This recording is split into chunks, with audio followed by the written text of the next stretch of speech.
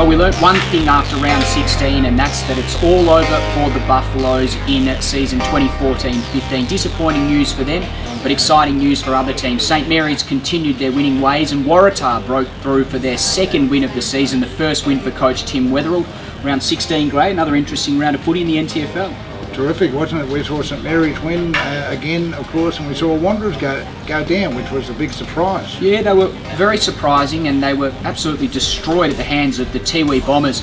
And one man that was absolutely superb during the win was Ross Tungatalum. As we roll the vision, we can see here that he was back to his brilliant best. We saw him destroying the Wanderers at the contest, snapping goals where he felt necessary, and he really had a prolific influence on the contest. But one thing I want to bring up, Gray, is he a chance for the Nichols Medal?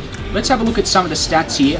2012, the Tiwi Bombers premiership year versus 2015. We can see here that in 2012 he finished in the best 11 times, whereas 2015 he's on 9 times with 2 games to go, Gray. Is he a chance of winning the Nichols Medal? He is indeed. In fact, a lot of people at the Tiwi say without him firing, the club does not fire, so it's Ross Tungatalum or bust. Well, he is a very important cog in the Tiwi Bombers outfit, and they'll need him to fire this weekend when they play the Palmerston Magpies in a real crunch battle, 4th versus 5th, and we'll see that live on AFLN TV. Palmerston and the Tiwi Bombers, Gray, how do you see it panning out? Easily the match of the round. Both sides have to win if they're going to make the finals. Palmerston with their long kicking type game, the Tiwi's of course running and chipping, it'll be a terrific contest. But I think the Magpies might get them, though. Really? Surprised to hear that. I think the Bombers have been in good form. I'm going to pick the Bombers, but what makes you say the Magpies, Grey? I think the Tiwis were given way too much space against Wanderers. I mean, you and I watched that game. Palmerston will be very close to them, play them hard, and I reckon they've got the players to kick enough goals too. Well, we'll have to wait and see. And as we mentioned before, Grey, Wanderers were the team that went down to the Bombers, and they really got hammered. Now suddenly outside the 5 with a huge game against Nightcliff on Saturday. Big game for them. They have to win and rely on other sides losing around them as well. They will make some changes this week, and they're going to have to, because as you said, Dave, they were awful. And Nightcliff, they've also got a little bit of work to do after the weekend. They were competitive, but a first quarter blitz from St Mary's really put the game beyond doubt, didn't it? You're right, they weren't good, and they need to start winning too on the eve of the finals. So we're in for a great weekend of footy. Nightcliff versus Wanderers, and another game that's coming up. We've spoken about the Saints and their milestone men. They take on Waratah, so both of these two teams find themselves in winning form. It's something that we could say about Waratah for the first time in a number of weeks, Gray.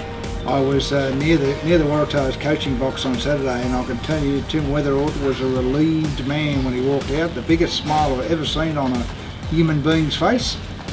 His first win as coach of Waratahs, and you're right, they'll rate themselves some sort of chance against St Mary's. That game at Gardens, Waratahs any chance at Gardens? Do you think that ground plays a part in deciding this match, Craig? Well, it doesn't really, because St Mary's play Gardens Oval so well. They don't worry about going wide, they go straight down the middle, and I think that's what's going to work for them again.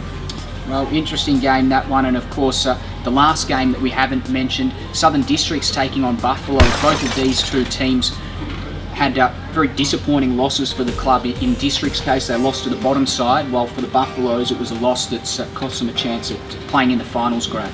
But the Buffaloes were very, very good against Palmerston, led until the last minute, as we saw. The week before only lost to St Mary's by about 10 points, I think, so they've had a terrific year under Mark Botlop, and they'll want to go out as winners against Districts, who, as you said, have found a bit of a roadblock in the last 3 or 4 weeks. I'm quite sure why, because they've still got the playing personnel out there, but they just aren't winning, and they aren't playing good football. Shannon Rusker must be a very nervous man at this time of the year. He's really struggled in the finals to find wins for Southern Districts. Have you spoken to Shannon at all? I haven't had a chance to, but you're right. It seems that at this time of year, when Districts get the wobbles up, and they want to straighten things up very quickly, and the best way to do that is to beat the Buffaloes. Districts and Buffaloes live on AFLN TV from 5:35. Make sure you tune into that one. Let's have a quick look at the ladder before we go, and we can see here that St Mary's are on top of the ladder, well clear of Nightcliff. Southern Districts, well, if they lose and results go the way of the Tiwi Bombers, they could find themselves in 4th spot by the end of the round, Grey. Palmerston and Wanderers are going to be battling it out for that 5th spot. The rest, unfortunately, Buffaloes and Waratah can't make it this season, Greg.